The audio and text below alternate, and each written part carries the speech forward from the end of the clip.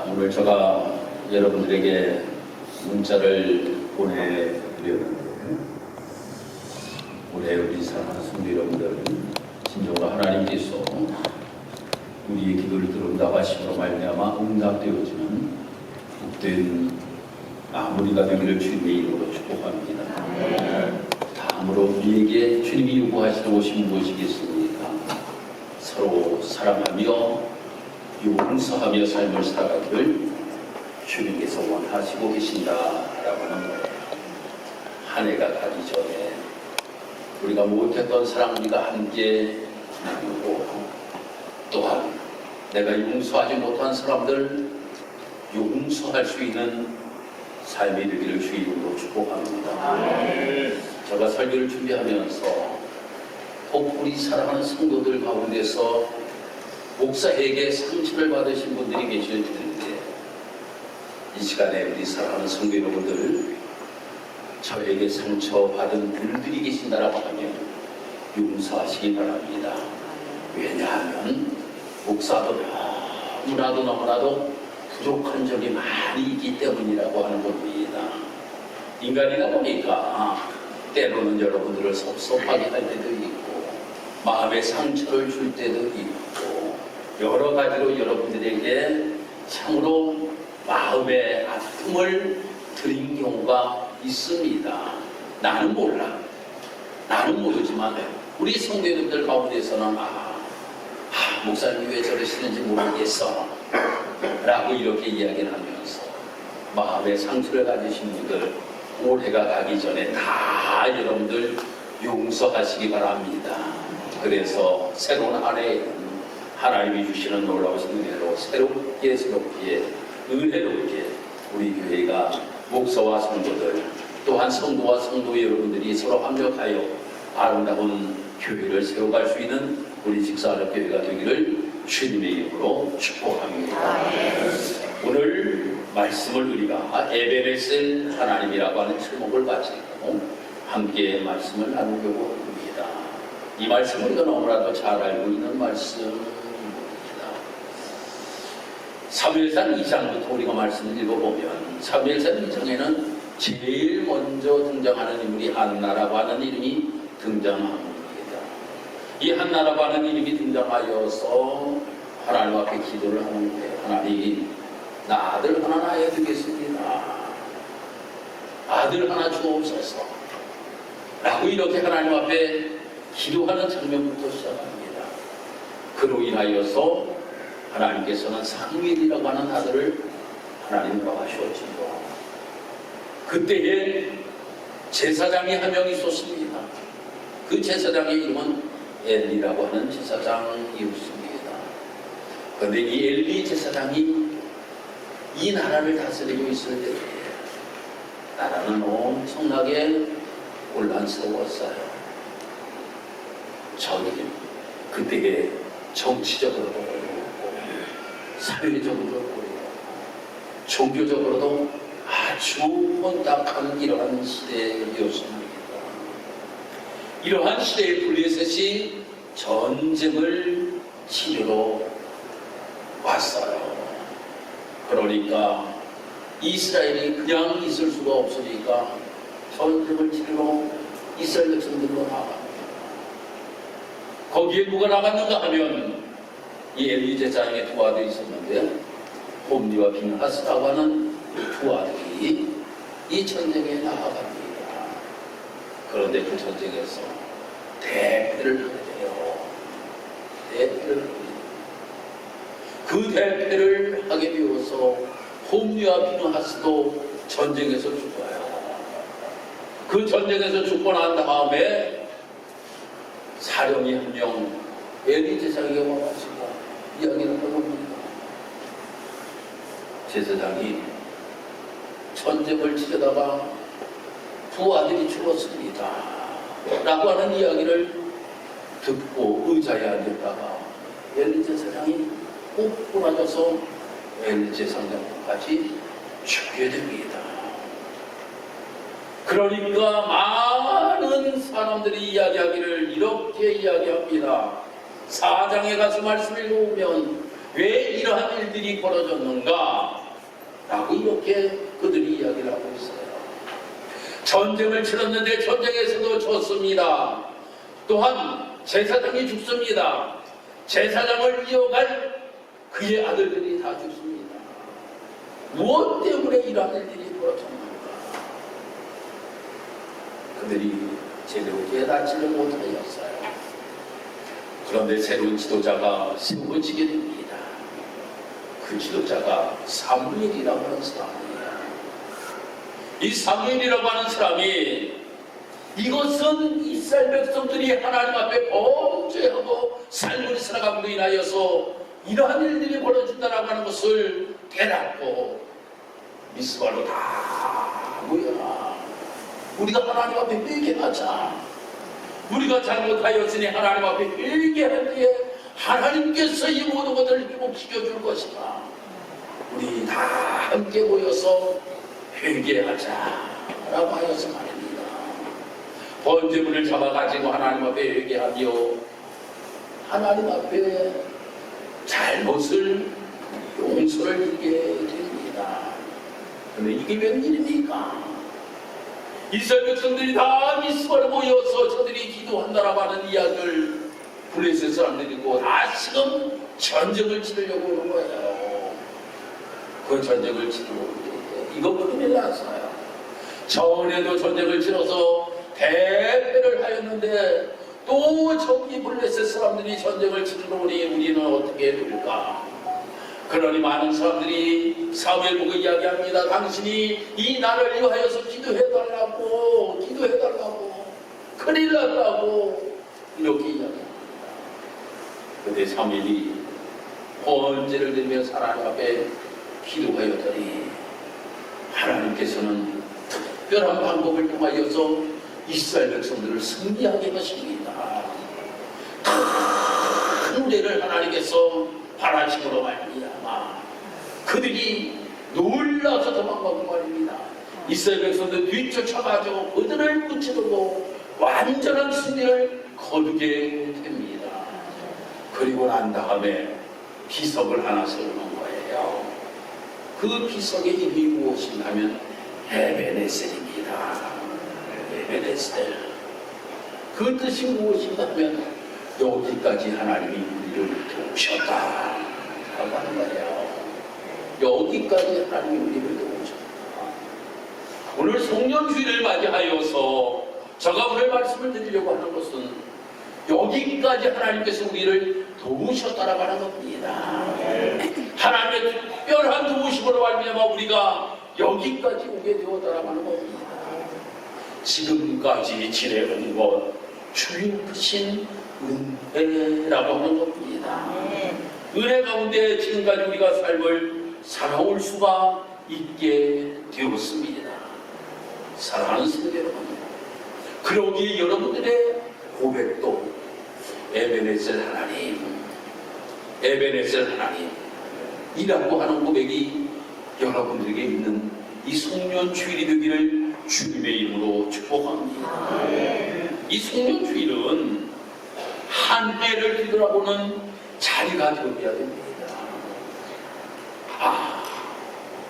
송구영신 예배를 우리가 얼마 전에 된 것 같은데 지금 다시금 송년주일을 우리가 맞이하였구나.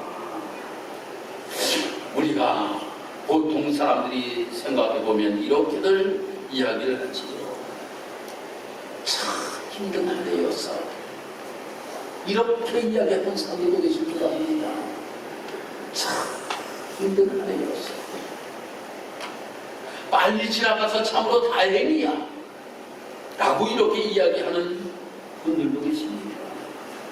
어떤 분들은 이야기하기를 그래도 잘 버텼다 라고 이렇게 이야기하시는 분들도 계실 줄 압니다.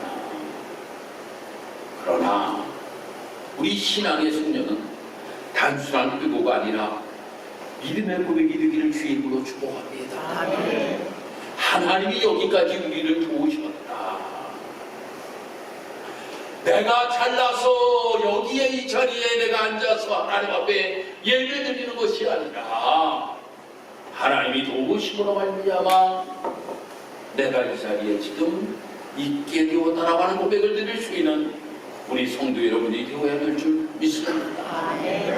바로 여기까지 나를 데려오신 분이 여호와 하나님이시다 라고 하는 고백을 드려야 된다라고 하는 겁니다.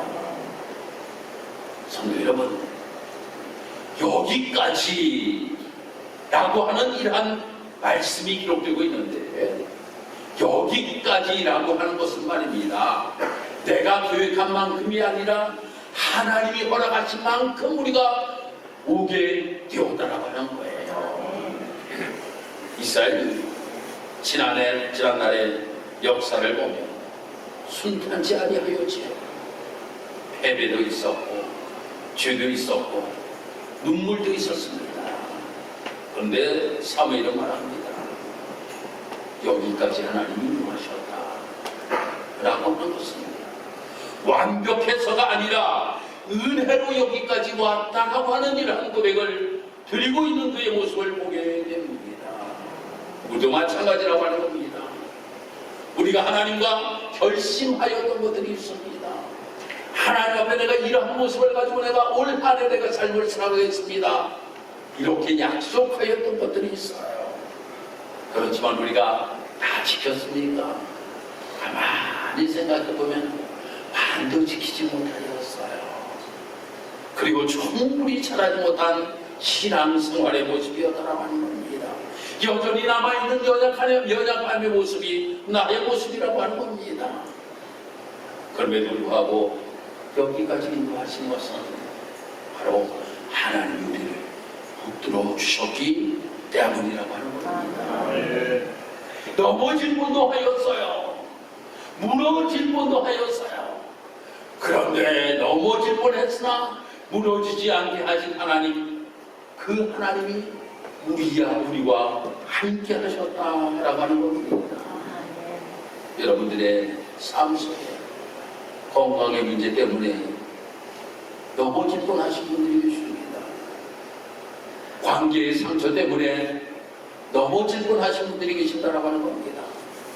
경제적인 어려움 때문에 넘어질 뻔하신 분들이 계신다라고 하는 겁니다. 마음의 지침으로 인하여서 넘어질 뻔하신 분들이 계신다라고 하는 겁니다. 그런데 하나님은 우리를 여기까지 인도하여 주셨다라고 하는 겁니다. 내가 정말 어떠한 강한 가운데 지금 그러한 문제 속에 내가 놓여 있을 때에 하나님께서는 나를 번쩍 들어서 여기까지 인도하신 것이 아니라 내가 있는 그 자리에서 나를 붙들어 주시면서 내가 너와 함께 할게 라고 하시면서 주님이 우리의 손을 잡아 한 걸음 한 걸음 한 걸음 인도하셔서 건너가게끔 하셨다라고 하는 거예요. 가장 힘들고 어려운 자리에서 내가 바다에 빠질 수밖에 없는 이러한 상황에 놓였을 때에 그 자리에서 나를 건져주시며 힘들지, 얼마나 힘드니? 너가 그 힘든 자리에 너 혼자가 아니야. 내가 너와 함께해. 내가 너 손 잡아줄게. 그래, 한 걸음씩 나와 함께 걸어가자 라고 이렇게 주님께서 우리에게 말씀하시면서 우리를 인도하신 분이 여호와 하나님이시다 라고 하는 겁니다. 바로 포기하지 않게끔 만드신 분이 주님이시다라고 하는 겁니다. 그러기에 우리 사랑하는 성도 여러분, 내가 신앙생활 속에서 이스라엘 백성들과 같이 에베네셀의 돌 기억을 세우는 신앙이 되시기를 주의 이름으로 축복합니다. 바로 사무엘은 돌을 세우고 이름을 붙입니다. 에베네셀이라고. 여기까지 도우신 분이 여호와 하나님이시다고 하는 것을 기억하기 위하여서 이 돌을 세웠다라고 하는 겁니다. 사람들은 말입니다, 모든 것들을 참 쉽게 잊어버려요. 쉽게 잊어버려요. 얼마나 쉽게 잊어버리는지 몰라요. 누구에겐가 너무나도 큰 은혜를 내가 입었어요. 그 은혜를 입었는데도 세월이 지나고 지나가면 내가 그 사람에게 내가 은혜를 입었는지 내가 입고 삶을 살아갈 때가 너무나도 많이 있다라고.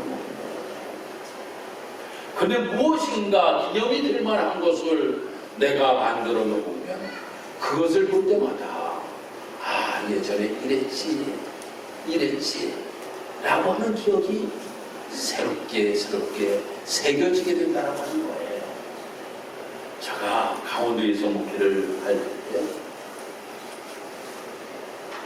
사진들이 앨범에 있는 거예요. 예전에는 이렇게 휴대폰으로 사진을 찍는 것이 아니라 카메라로 사진을 찍으면 다 앨범에다가 보관을 했잖아요. 어느 날 제가 앨범을 한번 이렇게 뒤돌아봤어요. 그런데 기억이 아주 새록나는 거예요. 아이고 저 뒤에 있는 우리 예나가 그냥 우리 성년이 자전거를 밀어주는 이러한 사진도 있고 말이에요. 또 교우들과 함께 세례를 베푸면서 찍었던 사진도 있고 여러 가지 사진들을 쭉 보면서 그랬구나. 내가 33살 때에 첫 목회를 나갔어. 이렇게 많은 사랑을 내가 받으면서 그곳에서 내가 목회를 하였구나. 여기 와서도 마찬가지예요. 제가 48살에 여기 교회를 왔거든요. 48살에 제가 목회를 여기 직산교회를 왔는데 보니까 사진을 보니까 젊었어. 나는 지금도 젊은 것 같은데 지금 내 사진하고 그때 사진 보니까 완전히 달라. 옷은 왜 그렇게 크게 입었는지 보니까 아주 옷을 많이 크게 입고 근데 얼굴이 탱글탱글해. 젊었구나. 그러면서 또 찍었던 사진들 이렇게 보니까 그때 이러한 일들이 나에게 있었구나. 새롭게 기억이 돼요.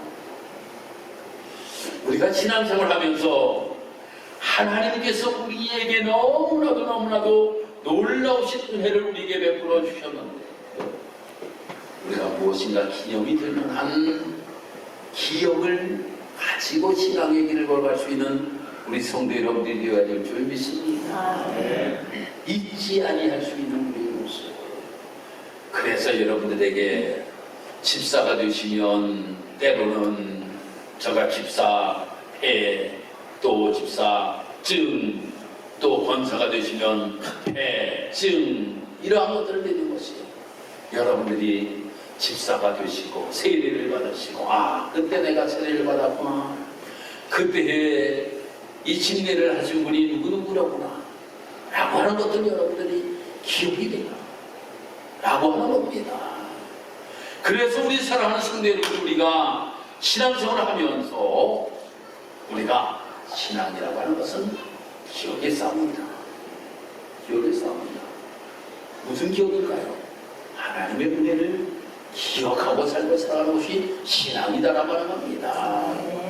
하나님의 은혜를 기억하고 삶을 살아가는 것 이것이 우리의 모습이 되어야 된다. 실패를 기억하는 것이 아니라 하나님의 은혜를 기억하며 삶을 살아가는 우리의 모습이 되어야 될 줄 믿습니다. 그래서 우리의 마음에 에베레스트의 패를 가지고 우리가 삶을 살아갈 수 있는 우리의 모습이 되어야 된다고 하는 거예요. 그래서 지금도 내가 생각해보면 하나님의 은혜였습니다. 모든 것들이 하나님의 은혜였습니다. 하나님의 은혜로 내가 여기까지 내가 오게 되었습니다 라고 하는 것을 우리가 고백할 수 있는 우리의 모습이 될 주의 이름으로 축복합니다. 그러면 여기까지인가? 아닙니다. 여기까지에서 멈추는 것이 하나님이 아니시다라고 하는 겁니다. 앞으로도 인도하시고 함께 하실 분이 여호와 하나님이시다 라고 하는 겁니다. 하나님의 은혜는 과거형으로 끝나는 것이 아니라 미래에도 우리와 함께 하신다라고 하는 겁니다. 그래서 우리는 삶을 살아가면서 우리는 이 말씀을 기억하시기 바랍니다. 빌립보서 1장 6절의 말씀 보니까 너희 안에서 착한 일을 시작하시니까 그리스도 예수의 날까지 이르실 줄을 우리는 확신하노라 라고 하는 거예요.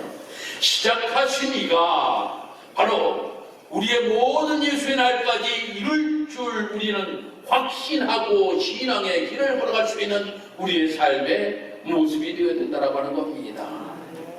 여기까지 도우신 분도 여호와 하나님이시요, 여기서 끝내지 않으시는 분도 하나님이시다 라고 하는 겁니다. 우리는 종종 이렇게 생각을 합니다. 이 정도면 됐지, 이상은 힘들어, 이게 내 한계야. 그러나 하나님은 말씀하십니다. 아직 끝나지 않았어.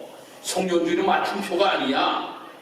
하나님께서 다시 맡기는 쉼표의 시작일 뿐이야 라고 이렇게 우리에게 말씀하시면서 우리가 앞으로 더욱더 하나님의 은혜를 기억하면서 주님께서 우리에게 맡겨주신 일들을 감당하며 삶을 살아가기를 하나님께서 원하시고 계신다라고 하는 겁니다. 사랑하는 성도 여러분, 청년주의를 맞이하여서 우리가 드려야 할 가장 중요한 기도는 이것입니다. 주님, 여기까지 인도하신 것도 감사합니다. 그러나 내일도 제 힘이 아니라 주님의 손에 맡기고 싶습니다. 그래서 내가 삶을 살아가면서 감사함으로, 신뢰함으로, 맡김으로 우리가 신앙의 길을 걸을 수 있는 나의 삶의 모습이 되기를 원합니다 라고 하는 고백이 있는 우리 사랑하는 성도 여러분들이 되기를 주님의 이름으로 축복합니다. 우리 나같이 한번 따라하도록 하겠습니다. 여호와께서 여기까지 나를 도우셨습니다. 주님, 내일도 주님의 은혜로 가게 하소서.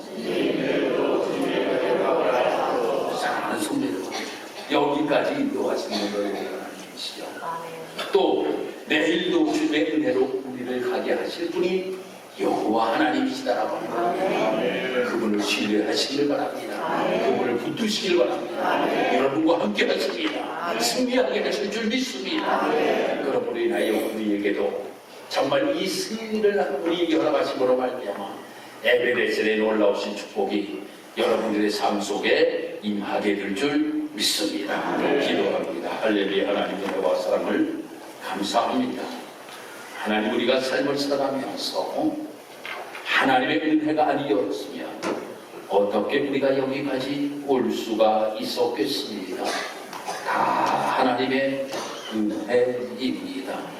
생각하면 생각할수록 너무나도 감사의 고백밖에 드릴 수가 없습니다. 2025년도 마지막 주일 송년 예배를 하나님 앞에 드릴 수 있도록 하나님이 도와주셨습니다. 때로는 힘들고 어려운 여러 가지 일들도 있었지만 그때마다 내 손을 붙잡고 일으켜주시면서 여기까지 우리를 인도하여 주신 분이 여호와 하나님이십니다.